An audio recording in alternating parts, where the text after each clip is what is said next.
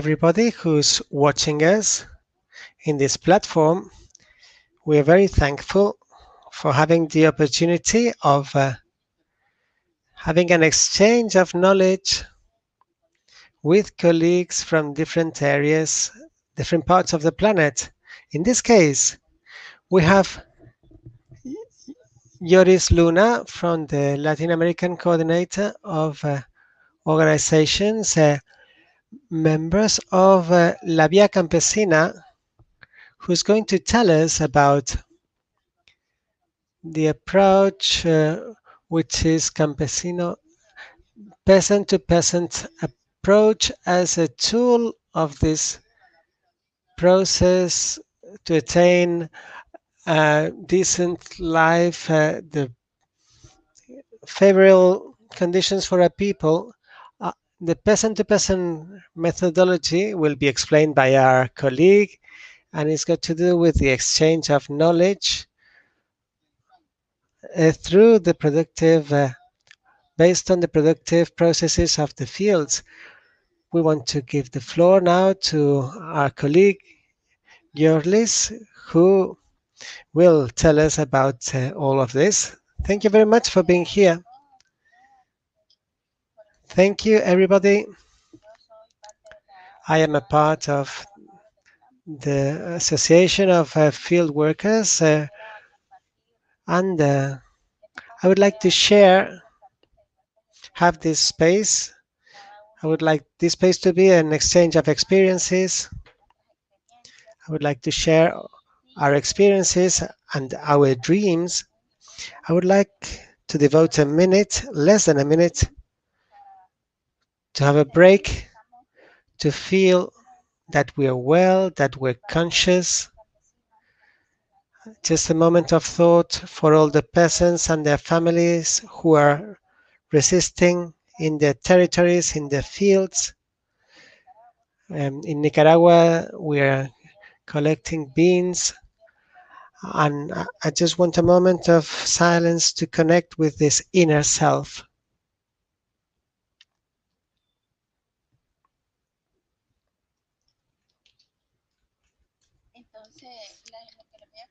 What I'm going to tell you is the methodology, or the peasant-to-peasant methodology, which is one of the main tools that we use in Clock Via Campesina. Before that, I would like to start from the premise that we have to acknowledge that our territories. Now, can you move on to the first slide of the presentation? That's it. I wanted to acknowledge that our territories in the global south, the consolidation of capitalism as an hegemonic model is based in this suffering, in this squandering of the resources, both material and spiritual, and this dichotomy was established through blood and fire, which is things that are above and things that are below, and this affects everything. The dichotomy of the white man over the indigenous person, the city over the rural areas, the fields, and this dichotomy affects every aspect of life. And this very traumatic process of colonization that we have suffered, that the peoples of the world have suffered, is still manifest in our thoughts, in our feelings, in the way, in our behavior. This is a pain that we suffer both consciously and unconsciously. The Green Revolution was a process that consolidated international capitalism. This is just a continuation of this process of looting, this painful process which aims to control our subjectivity and to manipulate our senses, our identity, our self-esteem, our confidence, our trust in our knowledge. This tries to make us forget who we are, where we come from, and they want to confuse us so that we don't know where to go. Okay, let's move on to the next slide.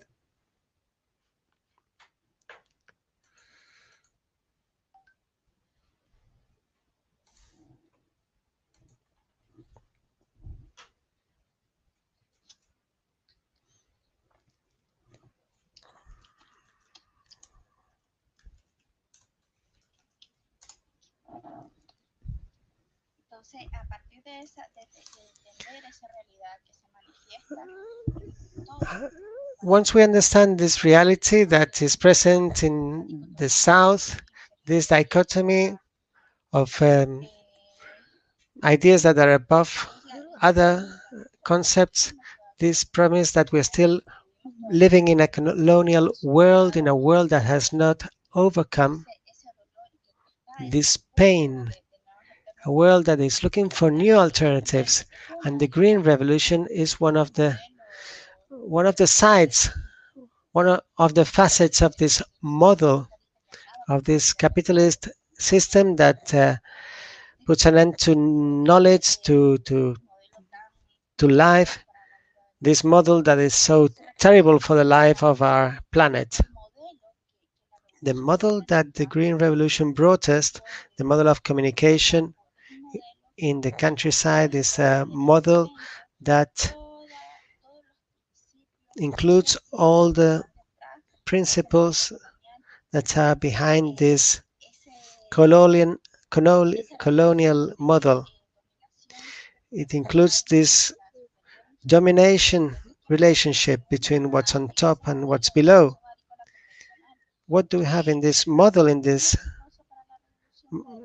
This model was a great success for the Green Revolution, but as a part of this success, it also caused many of the problems we have now: the biodiversity crisis, the loss of Creole seeds, the loss of knowledge, and this connection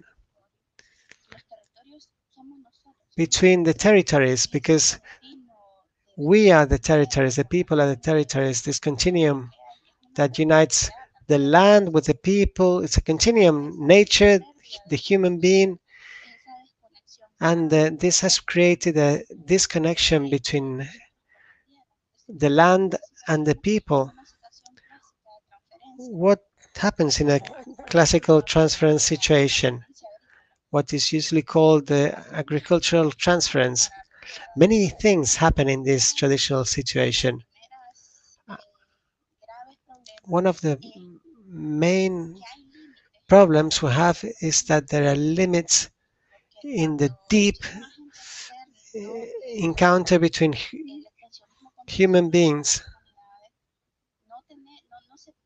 We cannot compare the reality of the peasant with the reality of the person who only comes once or twice a month.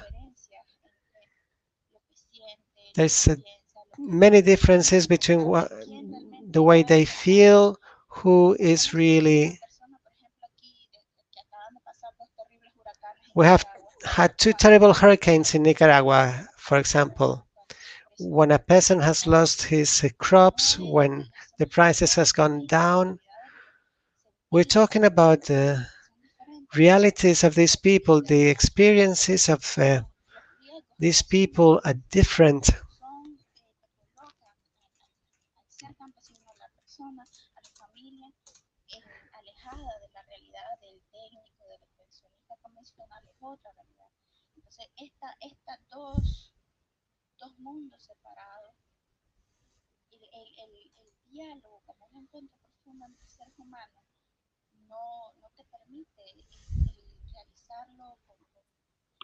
This dialogue doesn't allow you to do this with the greatest potential because we're looking at different realities, different situations. It's only when people really feel how difficult production is and the real problems that are involved in that, that's when they can feel that empathy for life in rural areas. Another problem with this model of conventional transference is that in the classic model, the solutions for the farmer come from outside of that area.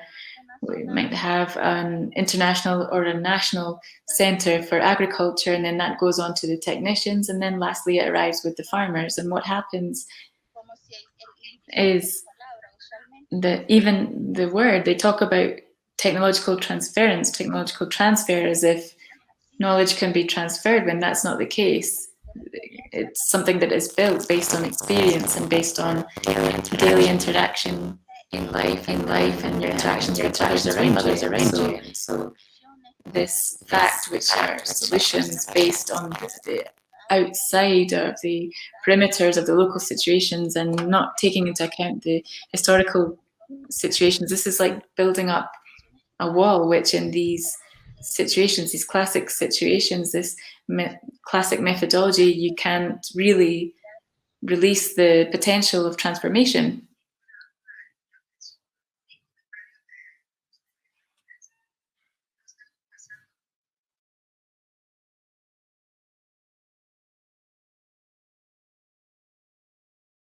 Sorry, Yorlis, I think there's been a misunderstanding. We have to keep changing the presentation slides. It looks like they haven't been changing. Thank you.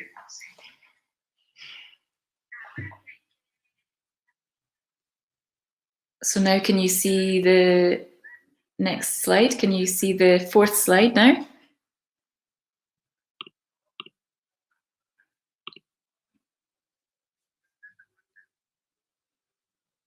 Can you see the fourth slide now?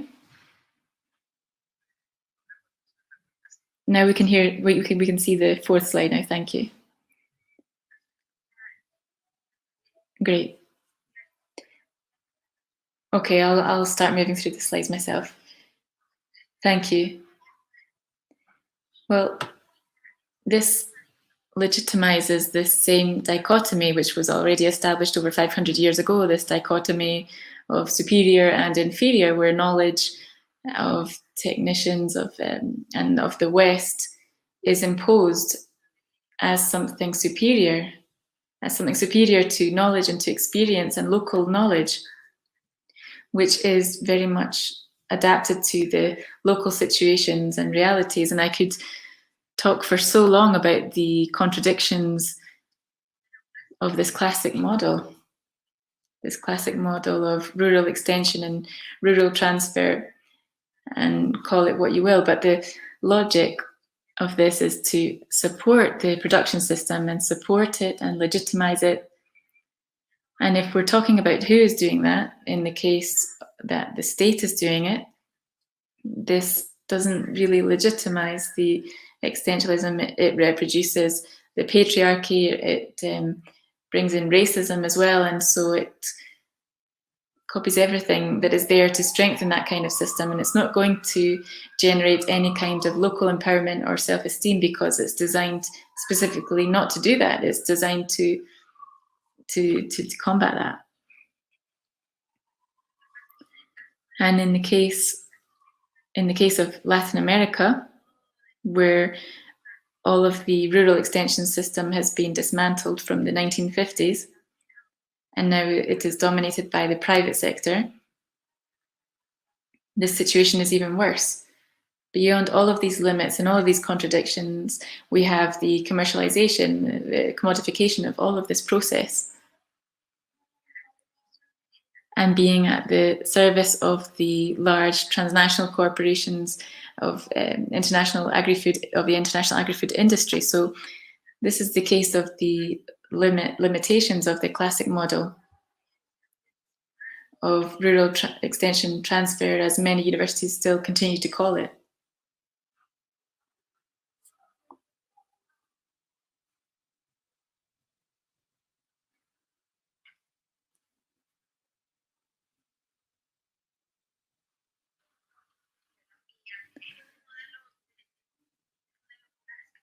And with this classic model, you can look now at slide number 6, which I have on the screen.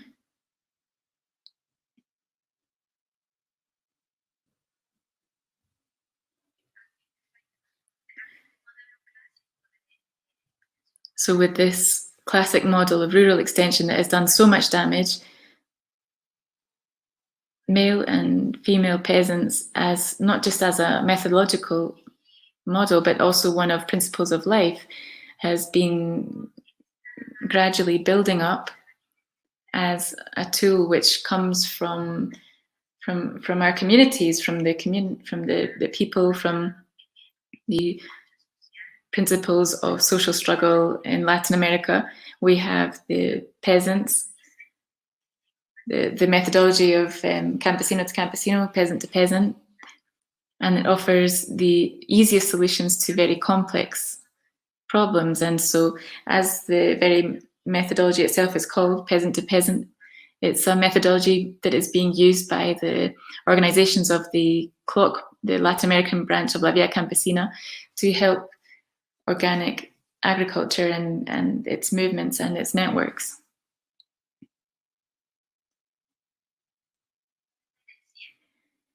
Can you see slide number 7 now? So this methodology of peasant to peasant is based on popular education, where nobody knows everything and nobody knows nothing, where we all contribute with our knowledge. And precisely this looks to recognize and acknowledge all of that knowledge that we carry with us, and especially in our communities, in the indigenous communities, and the knowledge that historically has been excluded, all of the systems of knowledge that compose our way of life. The local cultural knowledge, which is based specifically on that dialogue of knowledge, and this looks to break up that dichotomy of superior and inferior, and of academic and peasant and technical and so on. The dialogue of knowledge is to put us all on the same level, where we acknowledge that not everything that we know has this posture of being the owners of the truth, but actually we have to listen to one another and realize that together, that is how we build our knowledge based on our context and our situations. And we have to talk about our local situations and the history of our communities. And at the center is, we place the peasant families at the center of that. And this is based on human values, the ability to listen, respect, empathy. And what I mentioned before, if I've never reared pigs and I've never faced the realities of what producing pigs involves, and the work, the daily work involved, and the low prices or the loss of a harvest, the empathy that I'm going to feel for someone else who's gone through that isn't the same. So it's based on these human values, on solidarity, and also on the deep communication of other people who are in that situation.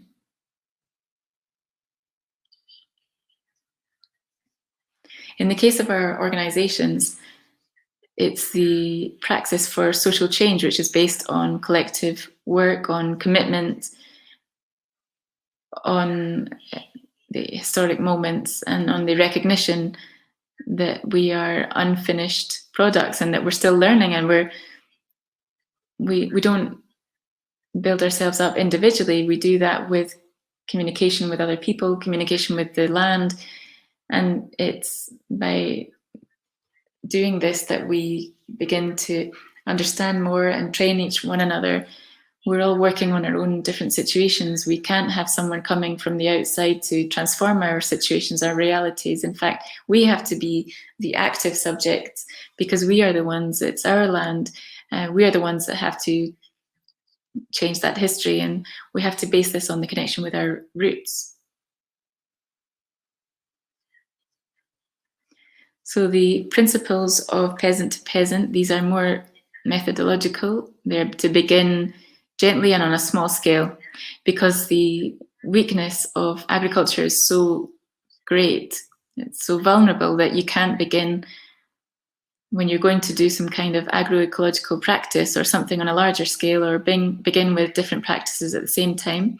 The idea is to go gently, little by little, slowly, without rushing anything, but on a constant basis. The second principle is to limit the introduction of new technology. The idea isn't to confuse the farmer. On a plot of land, you have to do something every single day. So you have to begin with one practice or two practices, understand it very well, but above all, beyond the technological aspect, you have to focus on the human processes, because it's not about changing from one thing to another, it's about changing people so that they can change from one thing to another. We are the ones who have to create those community links and strengthen that social fabric. And the most difficult aspect in this is composed of the technologies. The agroecological technologies in themselves are actually quite simple, but the hardest part is the social process. How, in order to achieve this transition to agroecology, we have to create those links in the community. And so precisely that's why it's the second principle, to focus on people, to focus on the collective, on the organization, and little by little with technologies, we will be able to achieve that change.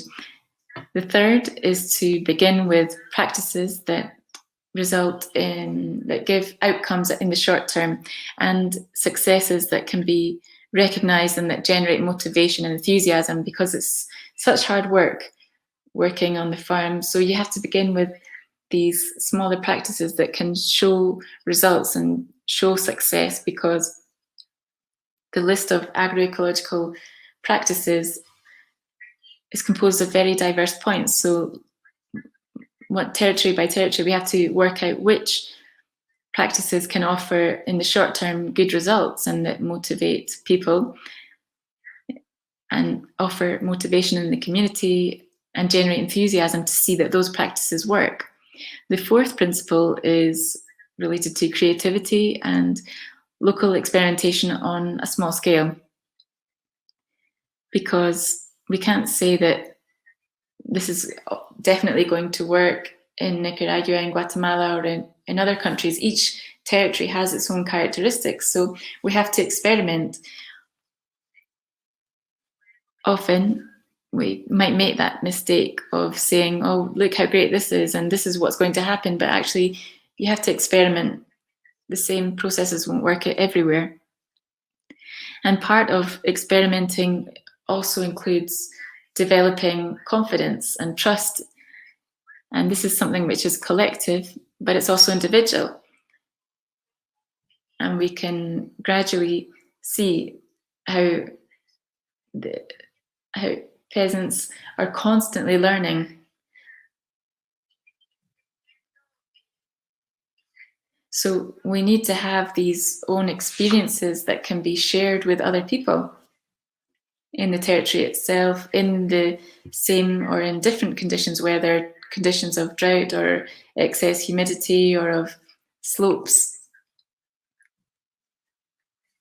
So this principle of creativity is very difficult, and of local experimentation, to gradually see what works best, what gives the most success. And the fifth principle is to develop a multiplying effect. And this goes hand in hand with all other principles of going slowly, gently, little by little, and start to become involved in the organizational process, because without the organization, there is no multiplying effect. We have to have people who are committed to being on the fields, to being in the communities, to be sharing with other people as well, and to dedicate time to agroecology. Otherwise, we're never going to see the multiplying effect. And that's why the methodology, this peasant-to-peasant agroecological methodology, is something that is built from the ground up.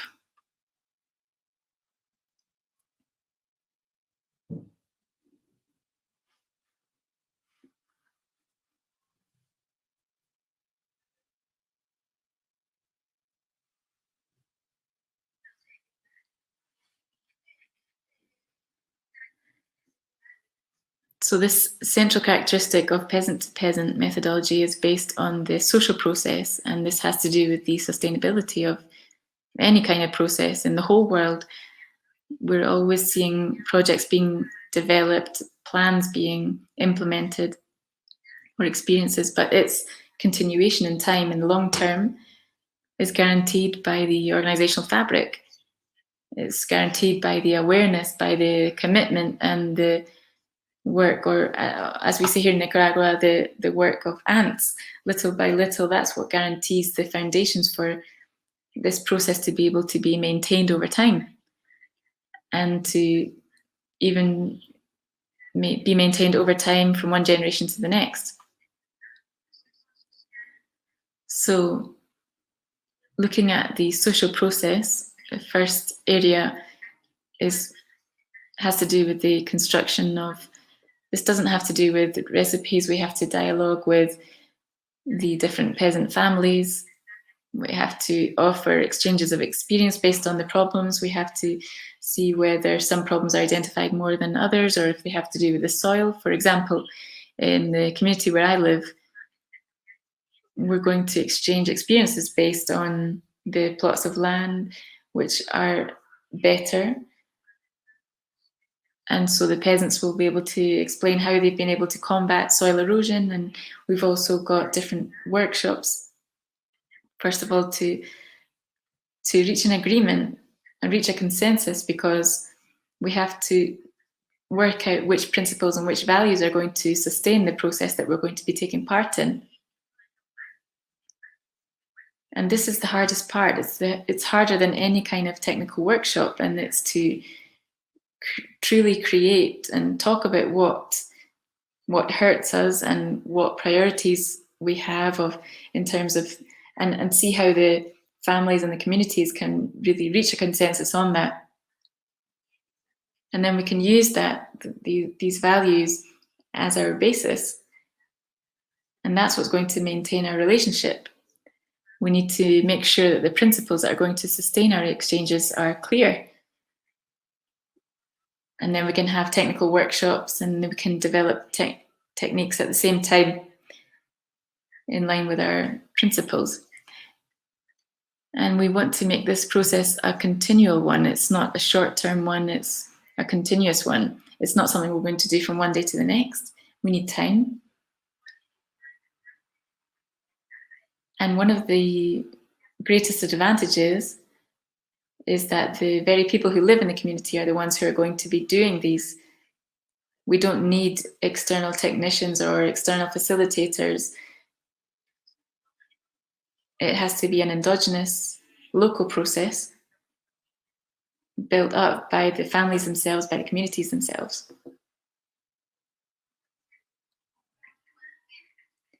So here you can see the structure, and the idea is that in one plot of land, in one farm, or in a ranch as they call it in Mexico, so that one family can go to that farm, they can really see and feel the results there,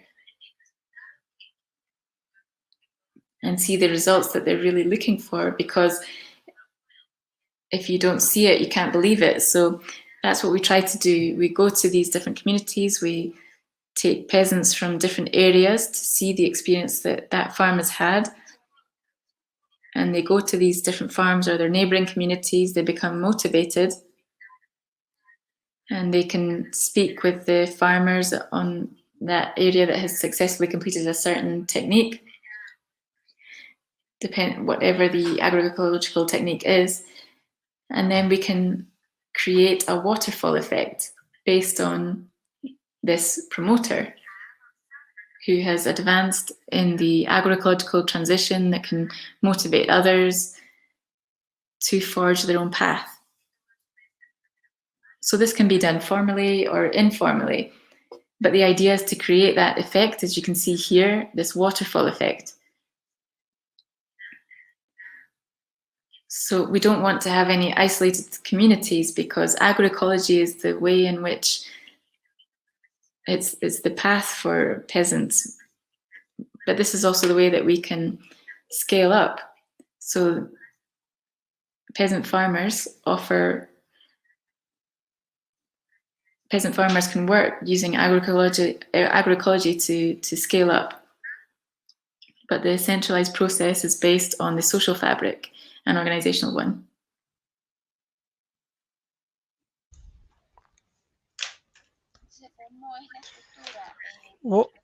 What's the structure like?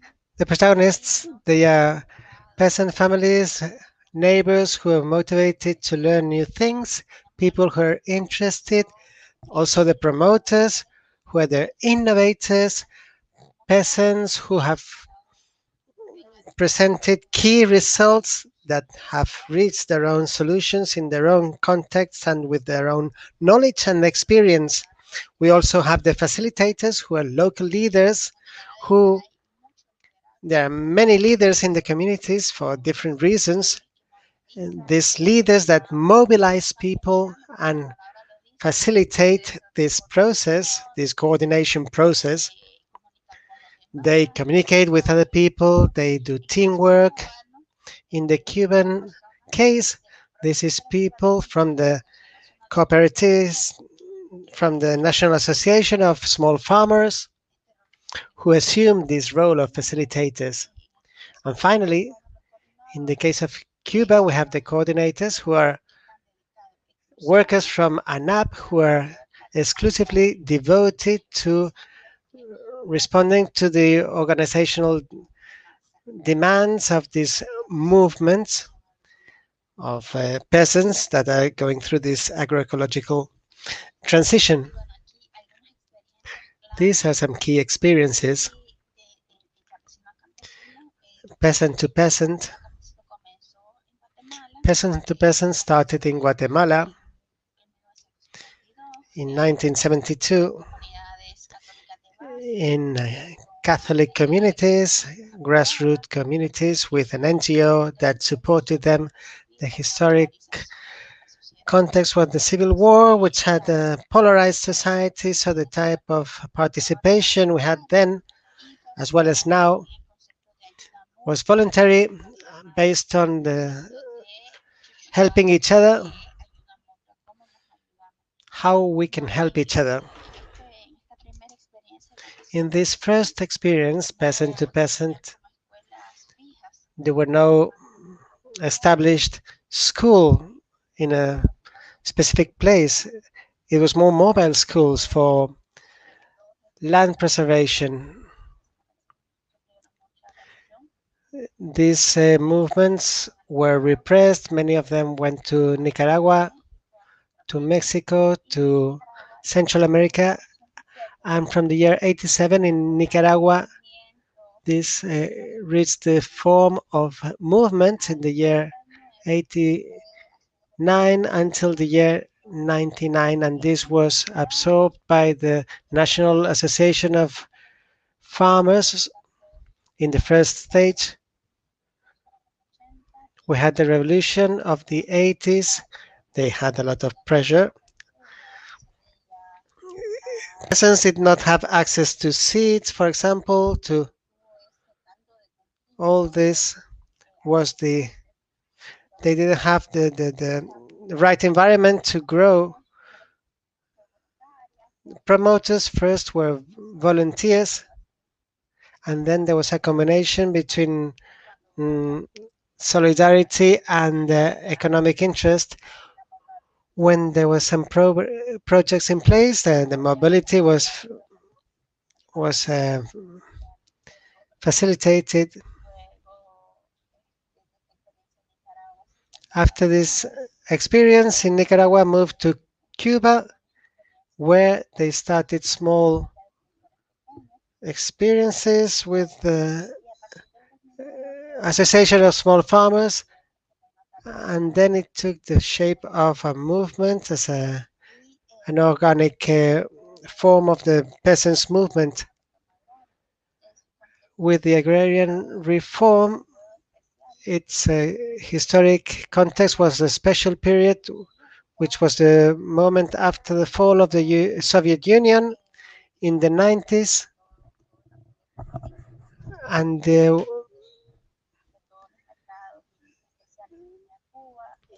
that was a crisis, an economic crisis, and a crisis of all the markets that Cuba had that affected greatly Cuba. And in that that context of blockade, of harassment, of a lot of pressure on the Cubans, the peasant-to-peasant movement was developed. It was completely voluntary.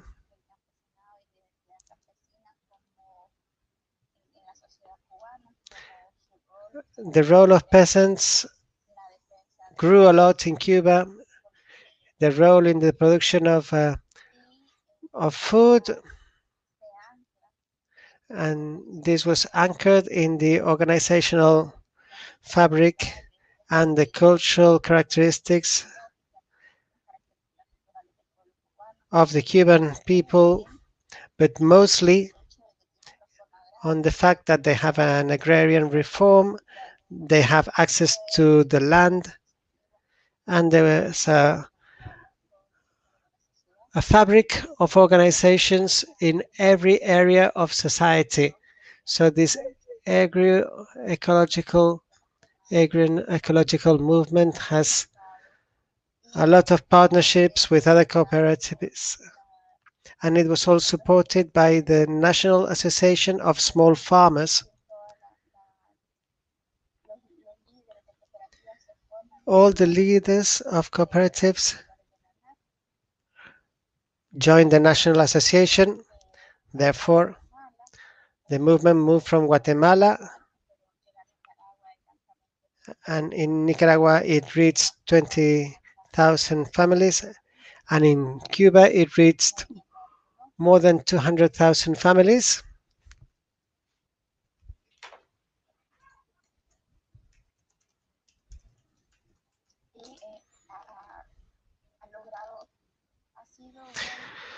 This is one of the pillars of the heroic resistance of the Cuban people.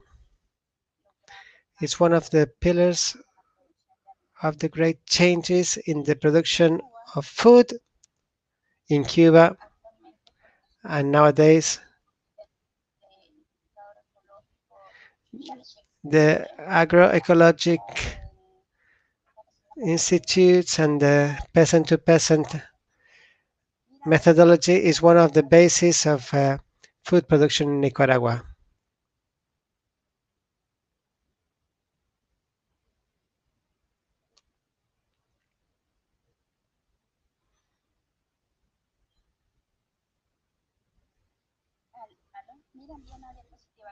Please have a look at slide 14.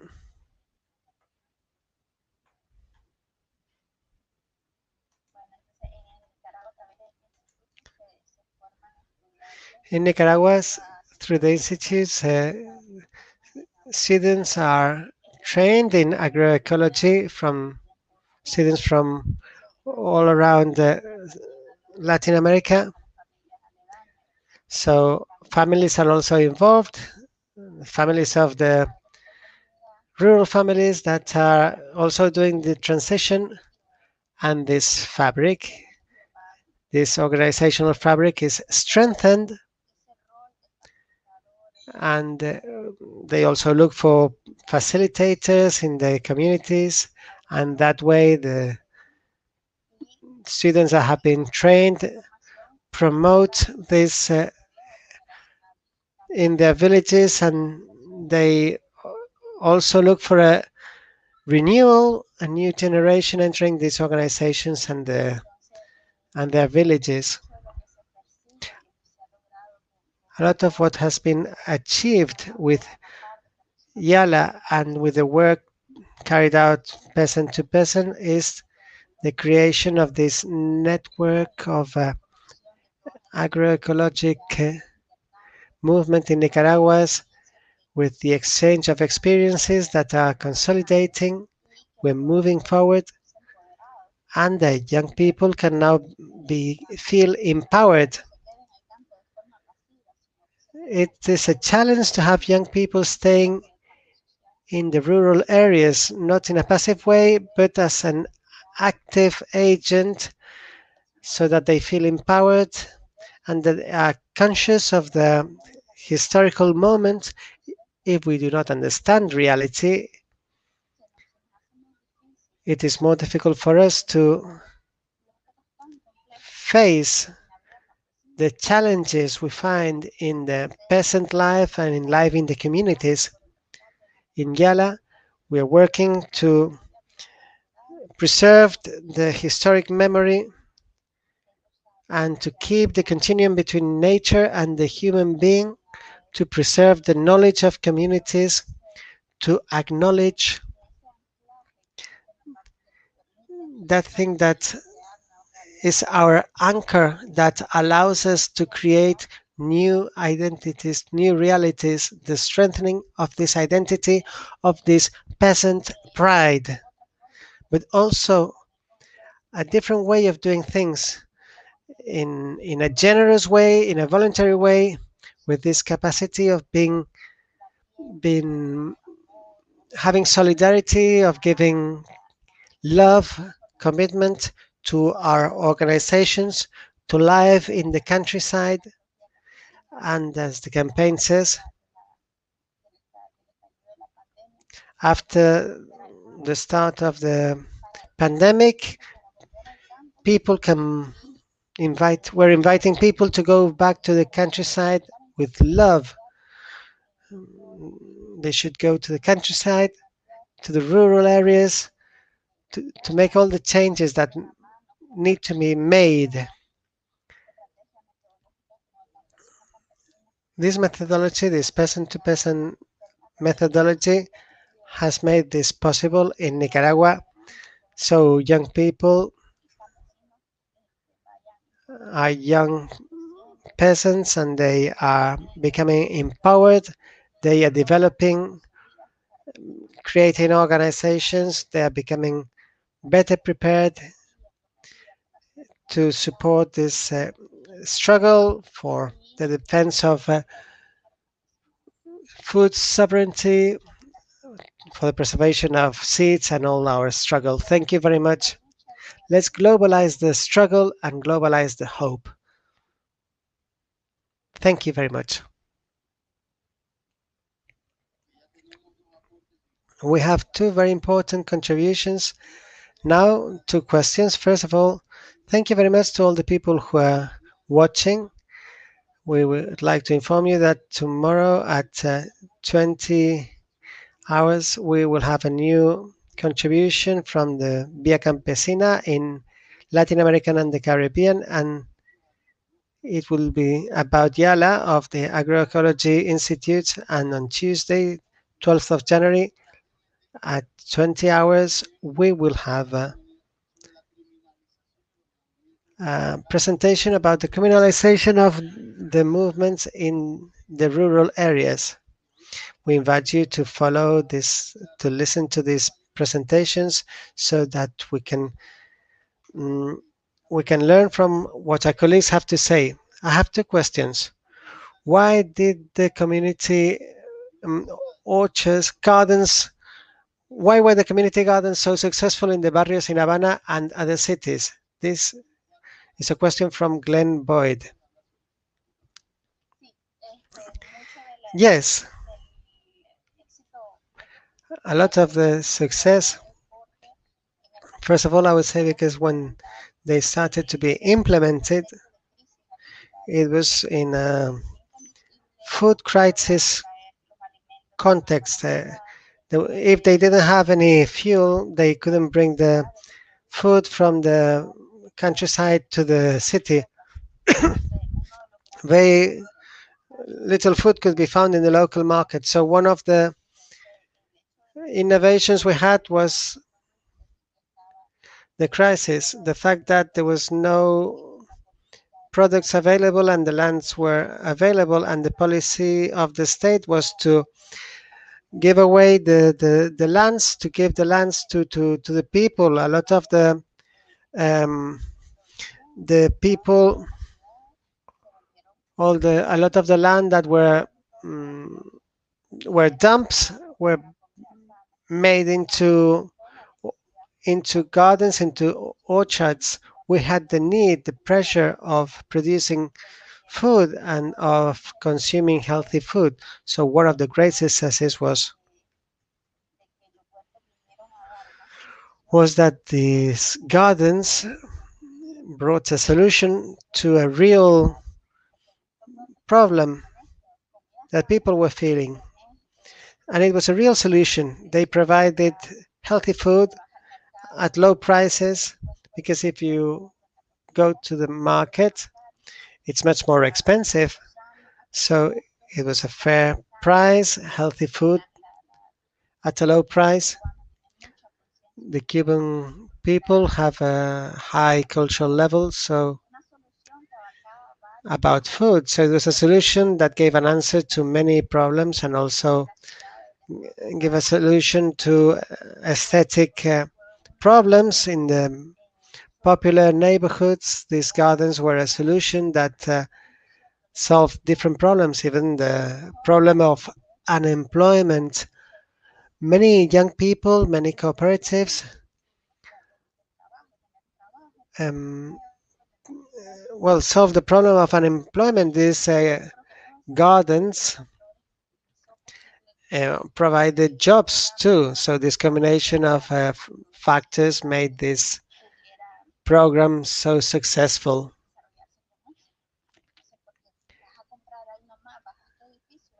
You go well, buy fresh food from those orchards, which are very close to your house, and these community gardens are a part of these communities. The neighbors are involved, the neighborhood is involved, and everybody knows about them. Everybody knows what's being done there, and they're even proud of them. Some popular neighborhoods are very proud of having these gardens, of having changed. Even in the roofs of the houses, they have their own plantations.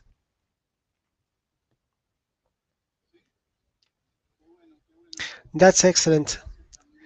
Yorli, thank you for those contributions. So we repeat that tomorrow, the 10th of January, at 21 hours EMT, and in Central America in 3 in the afternoon. We invite you to continue with your contributions in the area of Yalas, and then we also have another presentation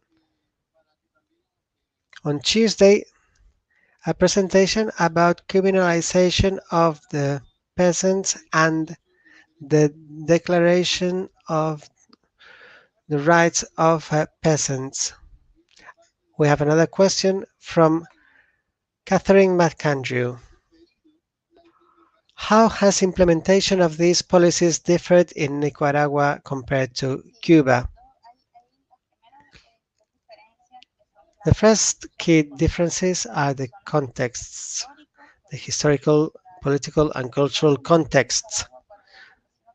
The first context, when peasant to peasant started, it was a context of war that caused more than 100,000 deaths.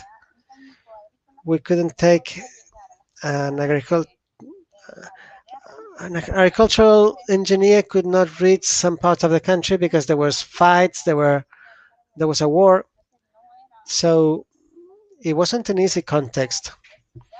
Therefore, the need of having leaders, facilitators from the community was paramount.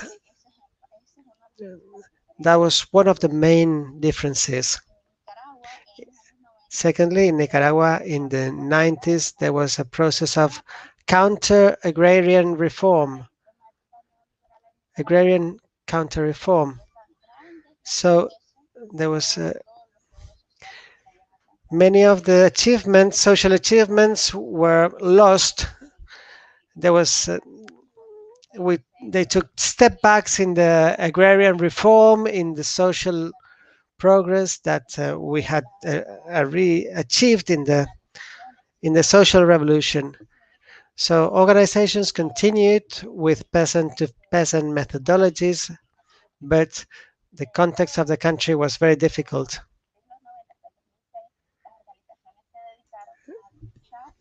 Organizations started strolling, fighting to defend the land because peasants were losing their lands, so a process of change started in Nicaragua, and organizations could focus on moving forward with agricultural transition. In Cuba, however, when this methodology reached Cuba, they are in some of the most difficult moments of this special period of this food crisis. And the difference is that in Cuba there was not no agrarian counter reform. In Cuba, um, land is given to new peasants, and there is progress in this area, continuous progress. So there's a big difference between Cuba and Nicaragua. During the war, there was a lot of mistrust, and it affected greatly the generations that suffered the war and the subsequent generations. And this war put a lot of pressure on people. We had been moving forward for 40 years. In Nicaragua, we had reached many.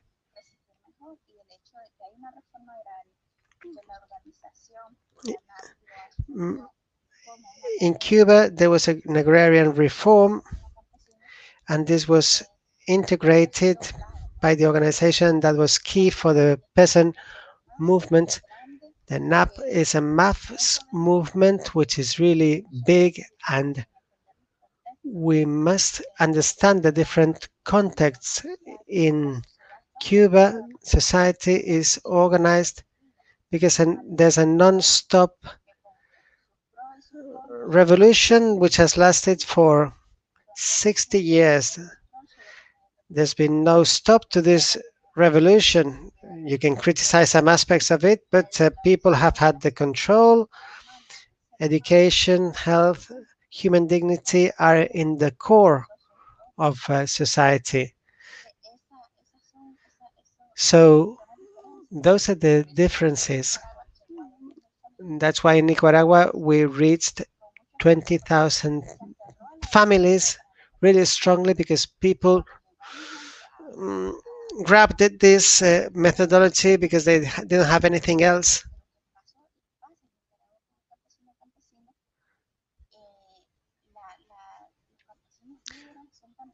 Leader peasants are peasants that are heroes.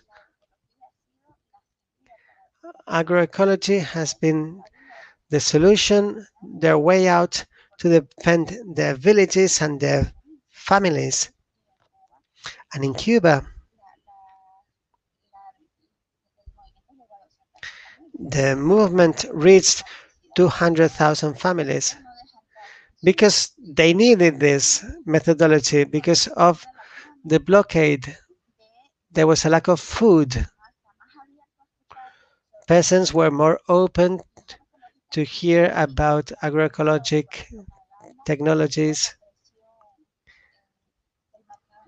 because there was a lot of pressure from international markets. So the context and the realities are very different. So the strategy of organization has been different in the different contexts. Thank you very much, Yorli. I would like to thank you and greet you, our colleagues from the ATC and our colleagues from Via Campesina in America. And I would like to thank all the people from Via Campesina International. I would like to thank you for letting us know about this peasant-to-peasant methodology. Thank you very much, Ronaldo. Thank you for the invitation. And I would like to tell you that peasant-to-peasant is based on the idea of staying in the countryside, in the rural areas. So young people should be staying in the rural areas and continue the work that our parents and grandparents have been doing for years. And we must globalize the struggle and globalize hope. I would like to greet all my colleagues. Thank you very much. This was our colleague Jordi Luna from Nicaragua, from Via Campesina America. I would like to thank everybody who has have given us this opportunity to convey this message in these conferences from the Oxford. I would like you to invite you to other presentations that we will have tomorrow and on Tuesday. And complementing what Yorlis has said, we are we have two campaigns that are sovereign peoples and solidarity peoples, and we are developing these movements, these campaigns to support the peasants who produce food for our brothers. And let's globalize the struggle. Let's globalize the hope. Thank you.